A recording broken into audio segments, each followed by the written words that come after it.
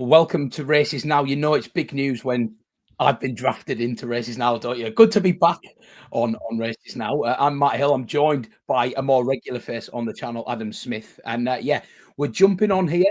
It is Monday lunchtime on the 10th of February, and with some massive breaking news in the world of National Hunt racing, which is going to have a colossal impact on Cheltenham, certainly for anti-post punters, but also lovers of superstars of the National Hunt scene, because unfortunately it is bad news. Nicky Henderson's stable star, Sir Gino, who was a red hot favourite for the Arkle. We knew he was having a little bit of trouble with what was described as a minor injury a week or so ago. However, another statement has followed this morning. Unfortunately, it is bad news for Sir Gino. He now has an infection which has gone into his ligament. He's in an equine hospital and he will not be running again this season. So a real big blow for Nick Henderson, who, of course, has been at the front of this kind of thing with Constitution Hill in years gone by as well, delivering the old updates on Twitter and what have you. But it's ultimately had very sad news for everyone who's looking forward to seeing what has looked like a superstar in Sir Gino. Yeah, well, we've been here before. He's not going to be the first, and he certainly won't be the last. I mean, we had Jerry Colombe last week, came out of the Gold Cup.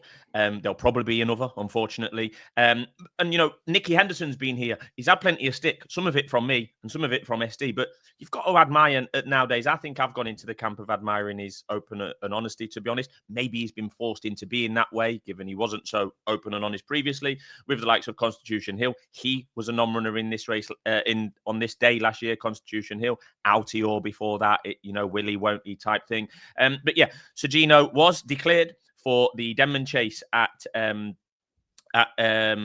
Newbury over the weekend. The Game Spirit Chase, similar to the Denman. He was declared for that, and it would have been. Remember, Sir Gino is still a novice, and it would have been against older horses and a bit more of a different test, to be honest. He was 4-7 to win at Newbury last weekend, as previewed here on Races Now, and then Saturday morning he was declared, or Friday afternoon, I think he was declared a non-runner.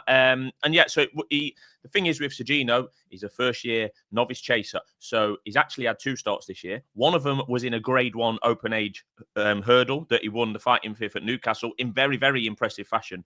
Then that was in November. Then all the markets are open to him. Will he stay over hurdles, champion hurdle? Will he go over fences of a novice for the Arkle, etc., etc.? He's a stablemate of Constitution Hill, of course, so they went chasing with him. He's had 1 start over Christmas, 27th of December at Kempton, where he absolutely smashed Ballyburn in his first and only chase start. Very, very impressive. As I said to SD last week, as an arm's length observer of the jumping game, he was spectacular, even to my eye. Really, really, very, very good. And everyone was looking forward to seeing him again. Nicky needed to get a run into him before the Cheltenham Festival, if he was to go there, where he was favourite for the Arkle, as you say. Last weekend happened, and it's got worse since. It's bad news for the bookies. Well, good and bad news for the bookies, and I'll tell you why. If Sir Gino would have ran in the Arkle, Mouldborough, who you've mentioned, they would have been reasonably close in the betting. It would have been a betting race, let's call it. The Irish would have had their opinion on their boy Mouldborough, and the Brits would have probably backed Sir Gino. Well, now with Sir Gino coming out, it makes that race less competitive, clearly. But sometimes you get for example, if Constitution Hill came out of the champion hurdle, that would be absolutely wide open. Whereas this Sir Gino coming out of here has made it, less open, because Mouldborough does look clear of the rest in that Arkle. So you could argue, really, we've gone from a 2-runner hot race to a 1-runner race. That might be too simplistic, but you see where I'm going. So it's bad news for the bookies in terms of the 4-timer. We've been here before on the first day of Cheltenham. The hot shot 4-timer is now a shorter price than it was this morning. We've got Kopek de Bordes in the Supreme, who is odds on 10-11. Mouldborough is now 8-13 for the Arkle. Brighter days ahead, 4-6 for the Mares hurdle, as she has been for some time. There's still an option she might run in the champion hurdle. And Constitution Hill, we mentioned him already. He's 8-13 for the champion hurdle itself. Still a lot of water to pass under a couple of those bridges. Mouldborough, probably of those 4, the most certain runner in the race, given, I would say. This Kopek de Bordes is no certainty to run in the Supreme, in my opinion. Same can be said about Brighter Days Ahead. And Constitution Hill, well, let's just fingers crossed he makes it. That quad fourfold at the moment is just over 7.3 to 1. So there'll be plenty of people getting stuck into that. But on the flip side, the bookies might have dodged one here, because there was already a lot of doubles, trebles, fourfolds, and probably more that included the likes of Constitution Hill, Sir Gino. Well, Sir Gino's out now, so you won't be getting your money back on that one. And another set of people, maybe a smaller set of people, that it is good news for, is followers of SD's weekly column on Racers Now. He put up load of stud. 10-1 on last week's column for the Arkle. He predicted that Lourdes Sud would go to Warwick and win easy in the Kingmaker. He did. The price was pretty much unchanged after that. He was about 1-6 to win at Warwick at the weekend. But good news for SD. Sir Gino's now out. Lourdes Sud is now 5-1, having been put up at 10-1 last week. I think SD's angle, if I remember rightly, was that he was a guaranteed intended runner, which is more than you can say for a lot of these. And we'll just show you the market and how it's shaken up. That's just coming up on your screen now. And as we say, Madgeborough now an 8-13 rock solid favourite, possibly going to be the shortest price favourite of the festival now, as you say. We'll see how that market moves. Lourdes Sud, very much an intended runner, is 5-1 best price. And then there's a bit of a jump. I think Mr. Giff, I might have typed that price wrongly. I think he's a bit bigger. I think he's about 12. And I think it is 16's bar, actually. Only by Night, Atlantique, Firefox, etc. All have various options.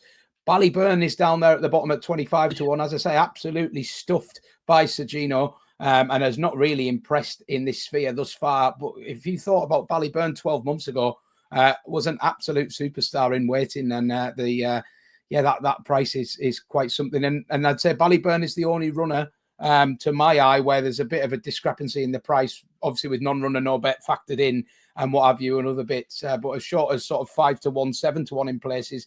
25-1 best price for this race. Will it run? We shall see. Quite possibly not here. But anyway, that is it. It's absolute chaos in the markets, as you would imagine. And just generally, Adam, just before we wrap this one up, you've already hinted on it a little bit, I suppose, already. But where do you stand with these constant updates from trainers about their horses and stuff? I mean, is this just modern racing now? Are we enjoying these updates, or is it overkill?